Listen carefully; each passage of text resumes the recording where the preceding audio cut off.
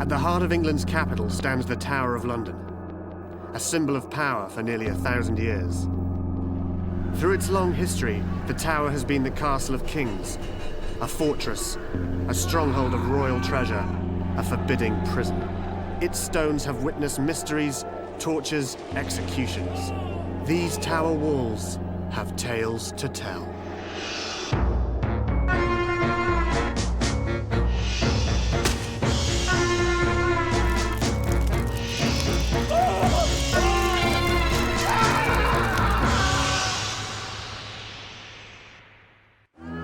Today, the tower is one of the world's most popular tourist spots.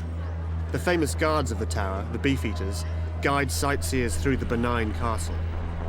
But in the past, reluctant visitors found the fortress full of horrific danger. After the Normans conquered England, they built the Tower of London as their centre of rule over the kingdom. Long before Buckingham Palace, the tower was the symbol of royal might. To control the tower was to control England, and anyone who violated the secure centre of power paid a heavy price. The tower exacted brutal revenge for those who challenged its cold walls. But the tower saved its most severe punishment for those who worked in the fortress and dared betray it. This was the case for a naive, love-struck prison guard, who ended up gruesomely hung to die from a tower wall. His partners in crime were two thieves who faced death in an ingenious, horrifying execution. Together they were involved in a twisted romantic triangle that started with a bold robbery of the king's gold. In 1531, a shipment of 366 gold crowns belonging to King Henry VIII arrived at the London docks. With a modern value of over $1 million, it was a virtual king's ransom. But the gold was mysteriously stolen. The brazen robbery of the king's gold launched a massive investigation. 2 years later, a shady sailor was arrested and imprisoned in the tower as authorities prepared their case against him.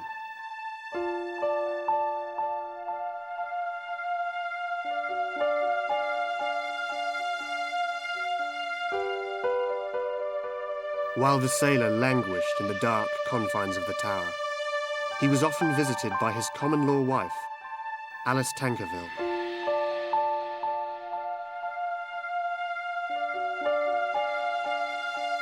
During Alice's visits, a young prison guard named John Board was smitten with the beautiful and seductive Alice. John Board's infatuation with Alice started innocently enough, but in the end, it would cost the naive jailer dearly.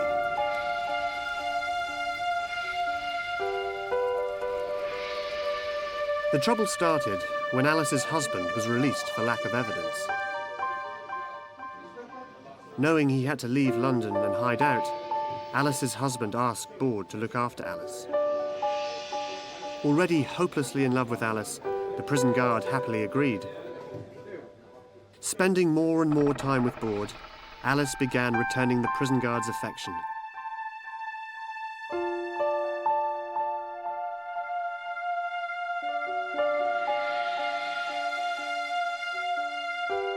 Before long, they fell into a passionate love affair.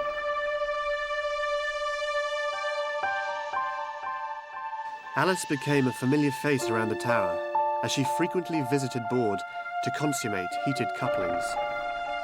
But the romance was to have tragic consequences.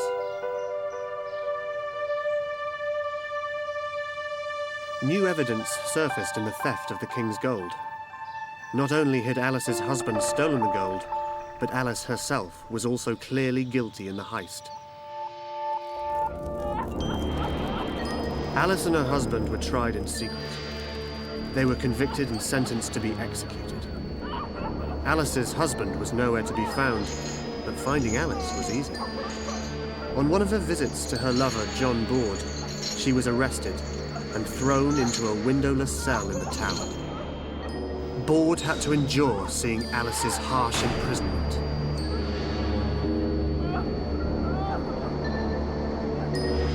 Wasting away in a small, dark cell, Alice awaited her execution. Frightened for his Alice, the lovesick John Borde schemed an assignment to serve as her guard. Separated by a heavy cell door, the jailer and the prisoner he loved spent long hours together. Seeing no way out, the desperate sweethearts plotted a daring escape. John Borde had crossed a dangerous line.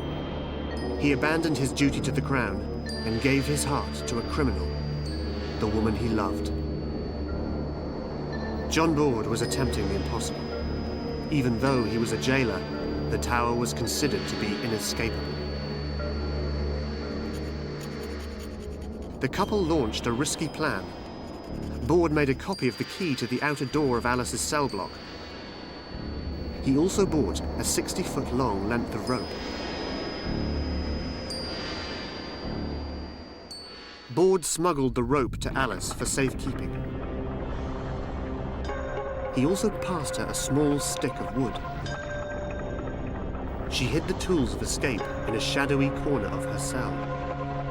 Next, they waited for a moonless night. Within the week, a night came. The two lovers went into action. As Borde went off duty, Alice passed him the rope. He passed her the duplicate key.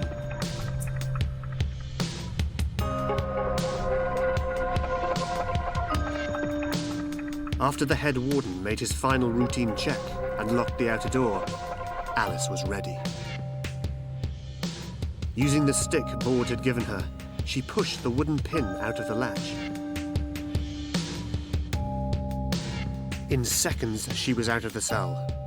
Using the duplicate key, Alice opened the cell block door and stepped into the hallways of the tower.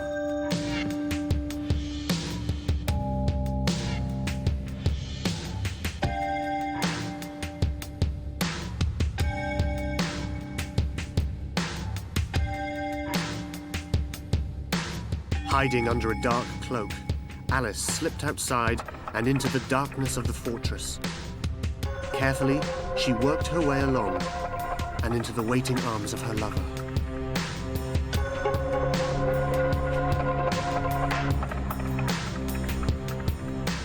Holding their breath, Alice and Borde waited for the night watchman to pass on his regular rounds.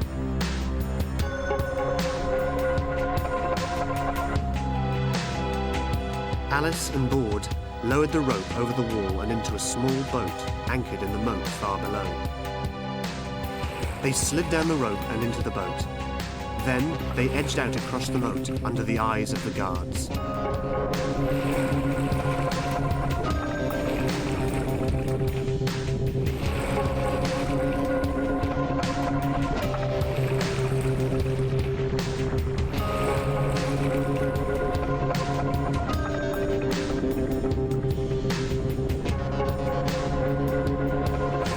In the spring night, they glided silently to the opposite side of the bank. Borde had arranged for a pair of horses to be waiting nearby. They would ride to a friend's house. From there, the lovers would make their final dash for freedom. Just within yards of their getaway, they came face to face with the night watch. In a cold sweat, Alice and Borde approached the oncoming soldiers. They desperately hoped they could get away with a quick greeting, but it was too late. The soldiers challenged them. In seconds, all hope of escape vanished.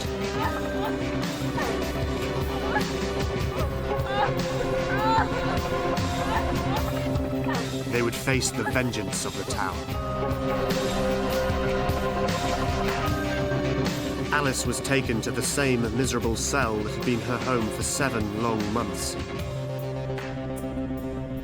This time, the door was securely locked. But something much worse awaited John Borde, the jailer who had gone over to the other side. Enraged by the treason of their own jail guard, the authorities had a simple torture for Borde. They stuffed him into the notorious cell known as Little Ease. The cell was neither wide enough to lie down in, nor tall enough to stand up in. Borde was forced to be in a crouching position day and night. The pain was agonizing. Discover the past with exclusive history documentaries and ad-free podcasts presented by world-renowned historians, all from History Hit. Watch them on your smart TV or on the go with your mobile device.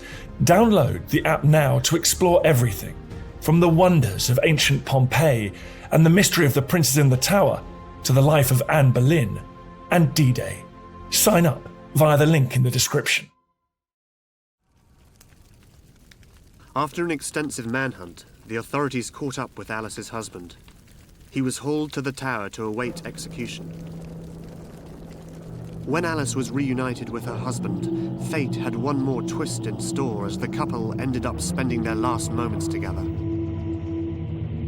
On March the 31st, 1534, Alice and her sometimes husband faced a hellishly ingenious death for stealing the king's gold. The couple were taken to the bottom of the tower wall at the edge of the River Thames. At low tide, they were chained to the wall, waist deep in the water. Terrified, Alice and her husband watched as the rising tide slowly lifted. They twisted and turned in panic as the water came closer and closer, drowning them slowly. Alice and her husband died horrible deaths, but John Borde's fate was worse.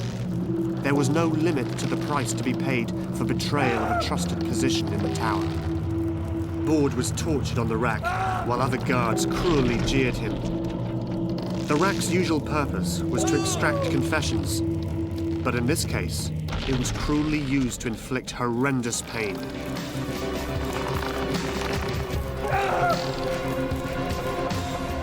After the rack, Borde's muscles were torn. His arms and legs were pulled from their sockets. But the disgraced prison guard's ordeal had just begun. Borde was then chained and suspended from a wall of the tower. He hung for days, slowly dying of exposure and starvation. His body was left to rot. A gruesome example to anyone foolish enough to defy the awful justice of the tower. Through the centuries, many have tried to breach the tower's security. Only one man ever succeeded in actually invading the Tower of London. He led a murderous mob into the very heart of the kingdom. But the tower got its revenge. The 14th century was a desolate era. Horror and fear paralyzed Britain as the bubonic plague stalked the land. It was known as the Black Death. The disease was fatal in almost all cases. Those infected faced an agonizing death. The disease was carried by rats and passed to humans through fleas. Science and medicine did not exist in the Dark Ages. Ignorance bred panic. Those still healthy shunned the dying. In a misguided attempt to keep the plague from spreading, soldiers sealed up houses and all those inside. Even if just one member of a family fell ill, a black cross was painted on the door, and no one was allowed to help. In order to purify the area, the house would be burnt to the ground. Even healthy people trapped inside would be burned alive. Medical solutions to cure the plague were often as bad as the disease itself. The most common remedy was to attach live leeches to the patient to suck poisons out of the blood. If the leeches didn't appear to work, the patient would be bled directly, supposedly to release poisoned blood. Unfortunately, patients often bled to death.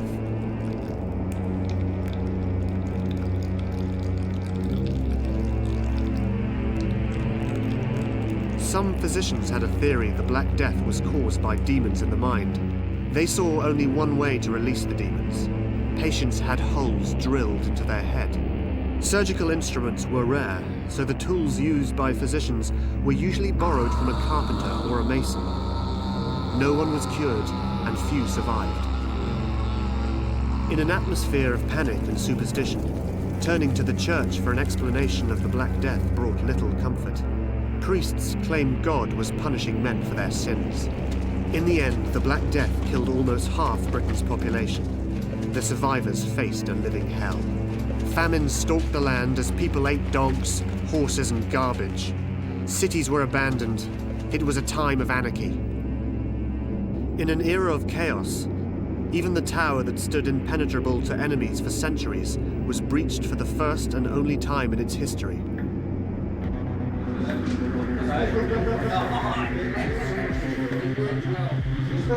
An ex-soldier who made his living as a thief and highwayman led a howling mob that successfully stormed the tower and rampaged through the royal household. Only a frail teenage boy stood between the raging mob and the chaotic collapse of the kingdom. The future of England was in his hands. The boy, 14-year-old King Richard II, sat on the throne of England. Because of his youth, the kingdom was run by a royal council. The advisors governed the country on Richard's behalf until he matured. To add to the burden of plague, famine, and poverty, many people who worked the land were serfs, feudal slaves controlled by the nobles. The council of aloof, rich noblemen had no connection with the common people. When the council insisted on collecting heavy taxes in 1380, the peasants broke into open revolt. Enough of the king! No! Go!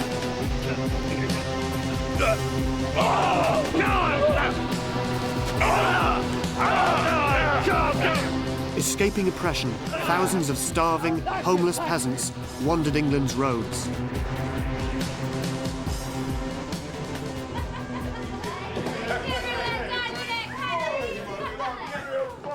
But in the taverns of London, one man was ready to exploit the peasants' anger. A former soldier and highwayman, Wat Tyler, fueled their anxieties. The disgruntled peasants eagerly listened to him. Tyler emerged as a leader to command the dispossessed mob. News of the angry mob reached the tower. King Richard decided the time had come to put away his childish pursuits. The teenage Richard interrupted his advisors. The boy king wanted to personally talk to the peasants. Over objections from the council, Richard insisted on meeting with Tyler's mob before they reached London. But the meeting was a disaster. The youthful Richard desperately tried to reason with Tyler and his angry men. The teenage king's pleas were drowned out by the raging mob. Yeah, what can you do here, eh? I promise you your freedom. The unruly crowd began moving towards the king. Beating a hasty retreat, Richard was hustled back to London and the safety of the tower. I have no proof with me. Is that all you can say?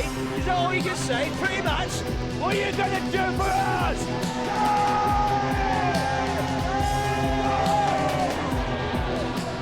But Wat Tyler and the rebels hounded Richard and the royal court back to the city. Reaching London, the mob surged through the narrow streets, pillaging everything in their path. Desperate to save their lives and property, Londoners offered the mob food, beer, and wine. But alcohol just fired up the mob. They became uncontrollable. Rioting continued into the night. Hundreds died in an orgy of looting, murder, and destruction.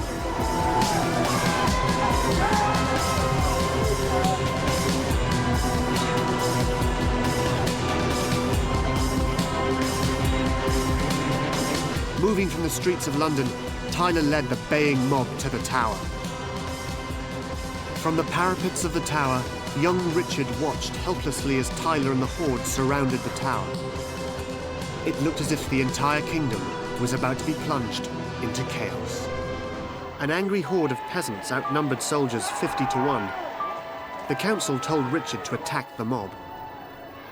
Under immense pressure, the 14-year-old king was maturing into a wise ruler. He vetoed the advice to assault the crowd. Instead, the young king addressed the crowd from the tower roof and offered a solution. If they would leave, he would hear their grievances the next day at a nearby field. Tens of thousands agreed to the meeting. The next morning, Richard and the royal party rode out to meet the mob. There was danger in the air as the teenage king confronted Tyler and the peasant mob at the field. The young king agreed to cancel the tax, and he abolished serfdom. From now on, serfs would become tenant farmers, free to choose where they worked. While the young king tirelessly worked to solve the peasants' grievances, Tyler crept back to London, where thousands of his followers still surrounded the tower. Convinced he could seize the royal stronghold and command the city, Tyler whipped his men into a fury. He boasted the mob would rule all of England by the end of the week.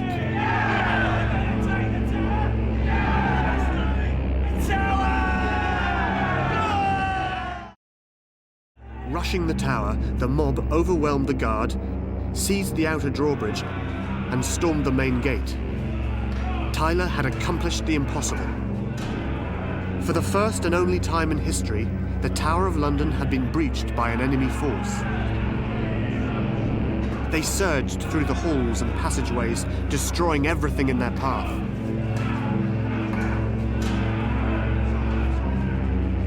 Breaking into the king's private quarters, the mob attacked Richard's mother and raped her lady-in-waiting. When they reached the royal chapel, the mob found the Archbishop of Canterbury giving communion to the Lord Treasurer and the royal physician.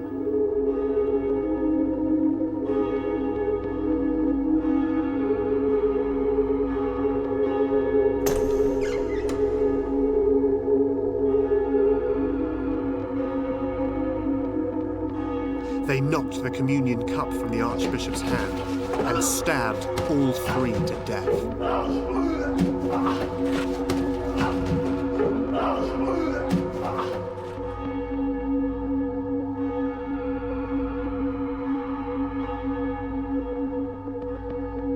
Unaware of the attack, Richard returned to find the tower in ruins. He didn't know if his mother was alive or dead. Richard had attempted a peaceful end to the crisis, but it seemed doomed to failure. Despite the personal attack on his family, the young king was determined not to fight violence with violence. Taking the future of the kingdom in his hands, risking his own life, Richard arranged a final showdown with Tyler. Accompanied by a bodyguard of armoured knights and London's Lord Mayor, the boy king bravely faced Wat Tyler and his unruly mob. Richard was hugely outnumbered. The swaggering Tyler rode up to the king. Tyler recited a list of demands. All nobles except the king were to be abolished. Bishops would be stripped of their power. All church property would be handed over to the rebels to be divided amongst themselves. But Tyler went too far when he demanded the king's great sword of state. Told it was the king's sword and he was not fit to hold it, the enraged Tyler pulled a dagger to attack Richard. Suddenly, the Lord Mayor threw his body in front of Tyler to protect the king. Furious, Tyler plunged his dagger into the Lord Mayor's stomach, but the blade harmlessly glanced off the mayor's armor. Before Tyler realized what had happened, the Lord Mayor drew his dagger and gored Tyler across the neck. Blood gushing from the wound, Tyler screamed in pain and stumbled to the ground. With their leader dying, the mob surged forward. Ready to fight, they drew swords and loaded arrows. The king's bodyguards prepared for battle. The outnumbered Richard was about to be overrun. But the teenage king calmly rode forward and addressed the mob. Sirs, will you kill your king? I am your rightful leader. If you love me, follow me. With that, Richard turned his horse around away from London. The leaderless peasants quietly gathered up their weapons and followed Richard. They broke up and began to make their way home. 14-year-old Richard had proven he was more a king than a boy. And Wat Tyler, the only man to lead a successful assault on the tower, was dead. In its greatest moment of danger, the tower had remained in its rightful hands. The assault on the tower had been avenged. The walls of the tower are cold and inanimate, but through the centuries, the fortress seemed to know how to dispense terrible justice. In the 17th century, the tower made sure justice was done. when a judge who condemned many to an unfair death faced his own miserable end in a tower cell.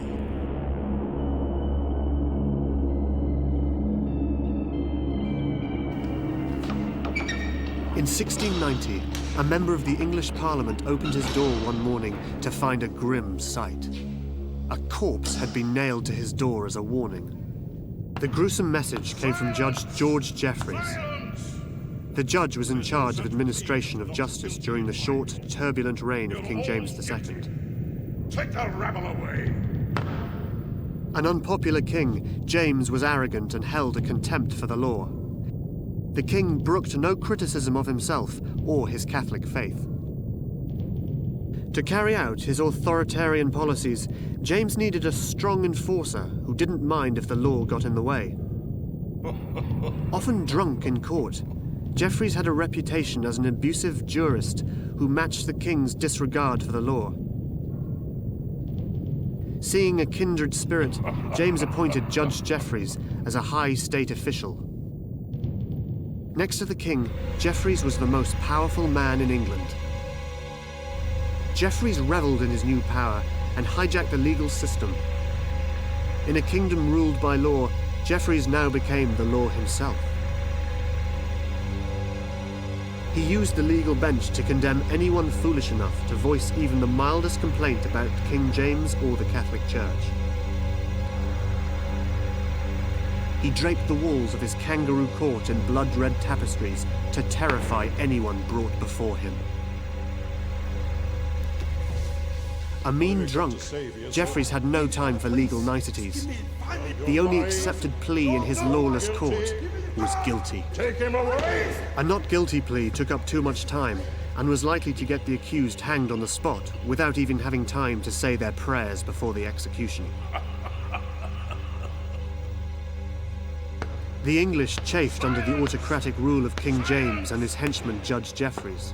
There's no such plea as not guilty in my court. With every new execution, opposition to King James and Judge Jeffreys grew. The king's enemies grew bolder and searched for someone to replace him. The king's enemies finally turned to King James's nephew, the Duke of Monmouth.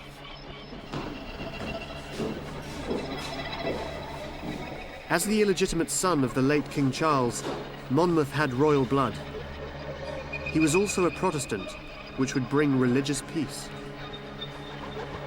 Handsome and charming, Monmouth had been a brave and popular army leader by the age of 20.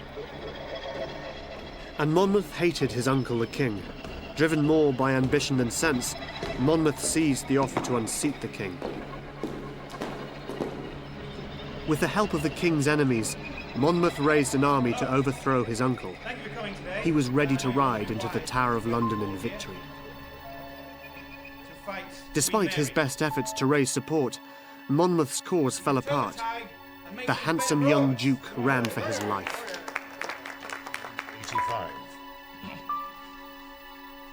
With Monmouth defeated, Judge Jeffreys charged him with high treason, waging war against the king and trying to assume the crown. To make his point, Jeffreys added his own personal postscript. Monmouth, may you rot in hell. 2 days later, Monmouth was captured. Ignoring legal procedure, Jeffreys ruled Monmouth was not entitled to a trial and immediately sentenced him to a beheading. A crowd of Monmouth's supporters gathered on Tower Hill to watch his grisly end. With solemn dignity, Monmouth walked through the throng and mounted the black draped scaffold. Before kneeling to the block, Monmouth calmly felt the edge of the executioner's axe. He wondered if the blade was sharp enough to sever his neck. As was the morbid custom of the times, Monmouth tipped the executioner 6 coins to do a quick, clean job. With what followed, the gratuity was undeserved. Unnerved by Monmouth's calm, the executioner missed with the first stroke. The blade only grazed the back of Monmouth's head. The executioner tried again. The crowd screamed and pushed towards the scaffold. Their hero Monmouth was being butchered like a hog. Frustrated, the executioner tossed his axe aside. Putting an end to the sloppy execution, he pulled a knife and stabbed Monmouth to death. The enraged mob rushed the scaffold, pulling the executioner and several guards to the ground. The scene exploded into chaos as others dipped handkerchiefs in Monmouth's blood to keep as souvenirs of their hero. Where he failed to bring Jeffreys down in life, Monmouth would succeed in death. The botched execution fanned popular discontent. Fearing a general rebellion, King James and Judge Jeffreys quickly and ruthlessly moved to stamp out resistance. Jeffreys' spies rooted out Monmouth's conspirators and supporters. Drinking heavily in court, the judge pursued his brand of justice with renewed zeal. In 2 months, Judge Jeffreys had over 320 men and women executed. And each of you will be hung. Another 841 people were sent to the West Indies to be sold as slaves. Jeffreys bragged he'd hanged more men than all his predecessors since the Norman conquest. Judge Jeffreys' lawless rampage was out of control. Members of the House of Lords finally objected to his brutality. A law unto himself, Jeffreys answered the legislators by nailing corpses to their front doors. Supporting Jeffreys, King James suspended the legal system and disbanded Parliament. Public outrage at King James and Judge Jeffreys now reached a breaking point. There was only one way to end the mayhem. With nowhere to turn, Parliament reached out to a foreign power to help overthrow the tyrants. In desperation, Parliament urged the Protestant King of Holland to invade England and claim the throne for himself. James fled his capital after barely 3 years on the throne. With his protector gone, the tyrannical Judge Jeffreys ran for his life. Disguised as a sailor, he snuck off to the London docks. He bought passage to France on a coal barge. He was about to avoid true justice. But while Jeffreys waited for the boat to sail, he wanted one more drink. He crept ashore and went to a dockside tavern named the Red Crow. It would prove to be a costly drink. As Jeffreys drank, he was recognized by a clerk. Jeffreys had once sentenced the man to a whipping.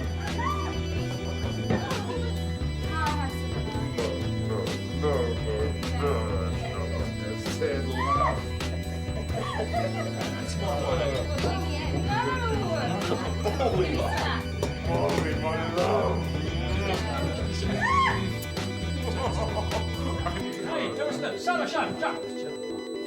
This is just Jeffreys. The judge was exposed. He huddled in a corner, desperately ducking drinks, food, and insults hurled by the rabid crowd. Authorities were summoned to save Jeffreys from the mob and haul him away.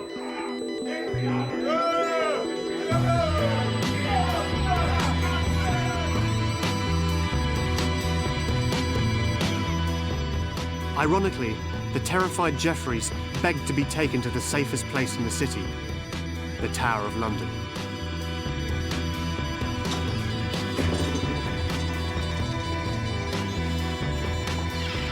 But even the thick walls of the tower could not protect Jeffreys from public hatred. Jeffreys' victims were let into the tower to stare at their judge through his cell bars. Caged like an animal, Jeffreys had to endure the abuse hurled at him. Knowing he was a drunk, Parliament instructed the guards at the tower to provide Jeffreys with all the brandy he could pay for. It turned out to be a suitable punishment.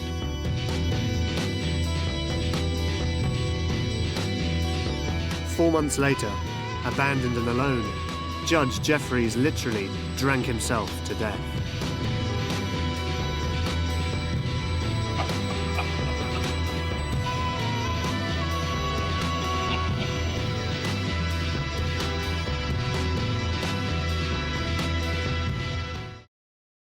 The Tower of London always seemed to visit revenge on those who worked within its walls and abused their power.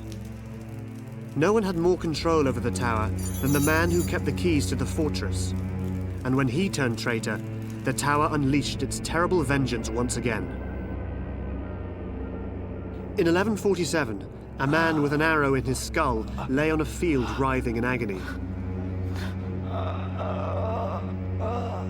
It was the price he was paying for treachery and lust for power. The man was Geoffrey de Manderville, the Tower's constable and the Sheriff of London. The Tower Constable was one of the kingdom's most respected officers, for he held the keys to the castle. Control of the Tower was crucial in the 12th century. With England under the harsh but shaky rule of the Norman kings, holding the central military position in London meant control of all England. But chaos descended on the Tower when King Henry I died and left no heir to take the throne.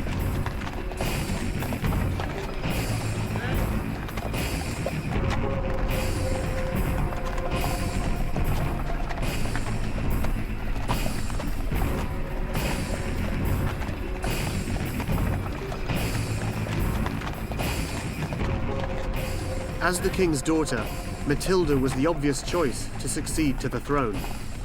Hard and cynical, she was suited for the job. But a woman had never served as a monarch of England.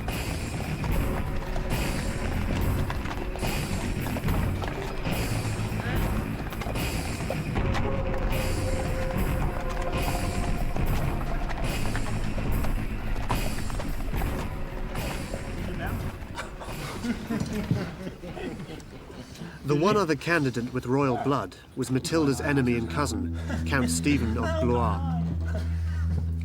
Stephen was the dead king's favourite nephew. He was friendly, attractive, and good-natured, but many considered him too soft to be king. Which cousin would rule over England? Into the confusion stepped Manderville. An opportunist, he saw his crucial position of the Tower Guardian as a way to gain power. When Stephen made the first move and grabbed the contested throne by taking over the tower, Manderville was at the gate to meet him.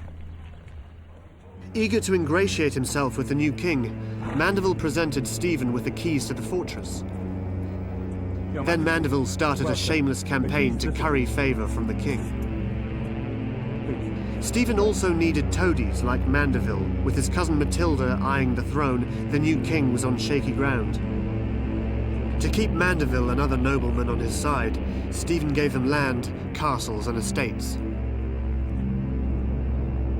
Manderville and the other noblemen were willing to sell their loyalty to the highest bidder. They played Stephen off against his cousin Matilda in the battle for the throne. As the barons gained one concession after another, Stephen began to lose control.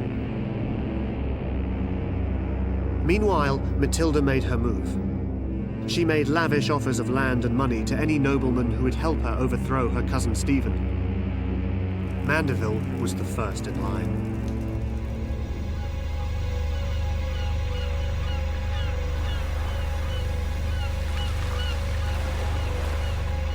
The war between the cousins, King Stephen and Matilda, for the throne of England was about to begin. The treacherous Manderville, who had supported King Stephen, switched sides. He was waiting on the beach to welcome Matilda when she landed in England to begin the battle over the crown.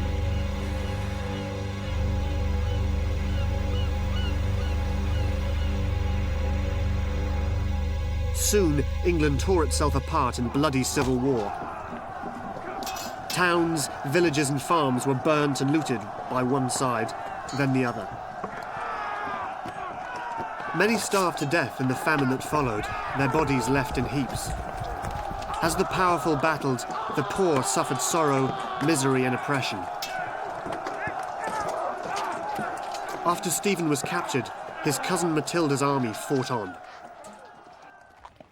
Behaving like the cynical politician he was, Manderville greeted Matilda when she marched into London. He greeted her as warmly as he'd greeted her cousin Stephen only 6 years earlier.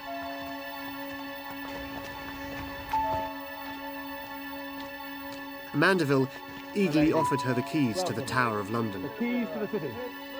Now that Matilda controlled the Tower and most of the country, it wasn't long before the war-weary English had reason to hate her. How dare you come to me with these pathetic excuses? She imposed crushing taxes on the impoverished country and ordered troops to ruthlessly put down any sign of insurrection.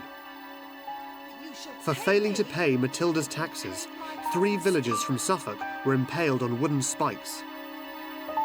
As an object lesson to the population, they suffered in full view of everyone on the main road. There they agonizingly died of exposure and loss of blood. Even Manderville was shocked by Matilda's behaviour. As Matilda planned her coronation, her support crumbled away. The calculating Matilda had also made another grave mistake. She left her cousin Stephen alive, albeit as a prisoner in the tower. Once again, Manderville had to work out which way to jump and which side to support. Stephen's army reached London, and townspeople broke into open revolt against the tyrannical Matilda.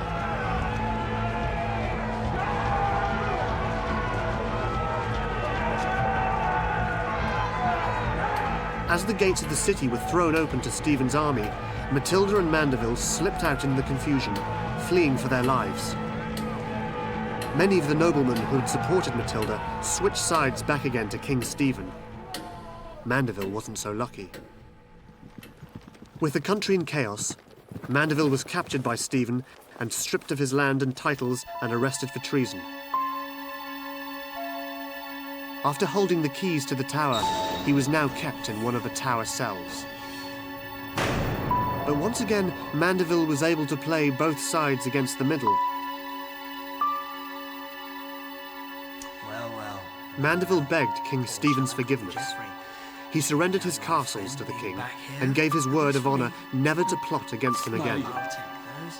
Needing Mandeville's support, Stephen forgave him and released him from prison. My liege. You betrayed me again. Not anywhere to stay. Nowhere to hide. No roof, no shelter. Not in this country or anywhere in Europe. I'll hunt you down. All right? Stripped of his power, title and wealth, Mandeville had nothing to lose. Now go. Get out of my sight. Go now. Be gone. Get out! To get it all back, Mandeville launched a vicious war against Stephen.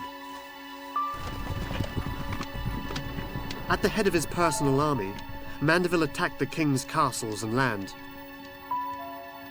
He cut a swathe of devastation, destroying towns and villages loyal to the king. He burned houses, seized crops and farm animals, robbed churches. Anyone who got in his way was slaughtered. Villagers were expected to pay taxes to keep his personal army in the field. If they refused, retribution was immediate. Wives were widowed and children were orphaned as his cruelty ran unchecked.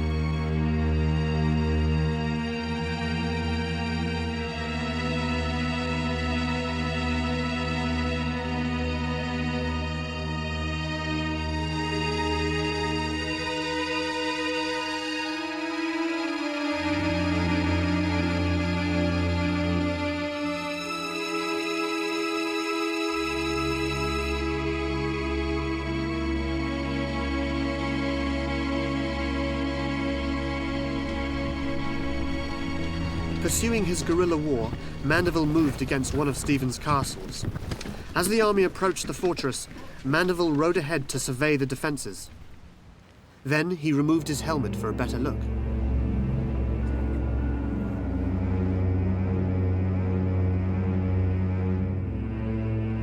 A crossbowman on the castle wall took careful aim and fired an arrow straight into Mandeville's head. With the arrow buried deep in his skull, Mandeville lived in agony for almost a week. Finally, the scheming opportunist died with nothing to show for his efforts.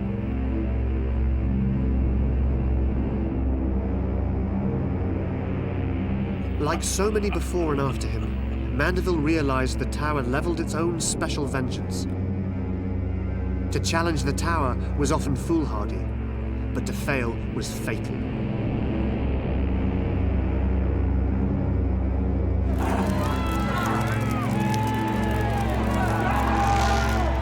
Across the centuries, the tower has been the symbol of royal power. its stones have guarded one of the largest empires in history. But such immense power exacts its price.